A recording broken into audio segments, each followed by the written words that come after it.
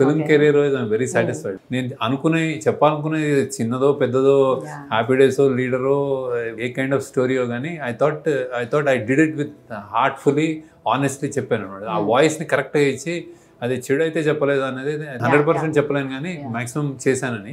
Film commercial world and my father వీళ్ళందరూ ముందు నుంచి fear that I coming to ఫిల్మే చాలా పెద్ద మనకి ఎవర్రా ఇది మోసం, ఇదంతా అంత డబ్బులు హ్యాండిల్ చేయలేరా ఇంత పీపుల్, ఇదన్నీ కొట్టుకొని ఇవన్నీ ఓవర్కమ్ చేసి చెప్పాలనుకున్న స్టోరీ సింపుల్గానే ఏదో ఇంతమంది హెల్ప్ తోటి వాట్ ఎవర్ టీమ్ బిల్డ్ చేసుకుని చెప్పి అది ఆ స్థాయి ఇచ్చావు. రెండో సినిమా తర్వాత ఇంకా శేఖర్ అంటే మంచి సినిమా, శేఖర్ అంటే ఆనెస్ట్గా చెప్తాడు, శేఖర్ అంటే మనోడు, ఎంతమంది ఇంటర్వ్యూస్లో ఇంకా నువ్వు తింటలేదా తినబాబు ఇలాంటి అన్ని కామెంట్ రోడ్ల మీద నాకు ఆపుతారు, ఆపి మాకు చెప్పండి అంటారు.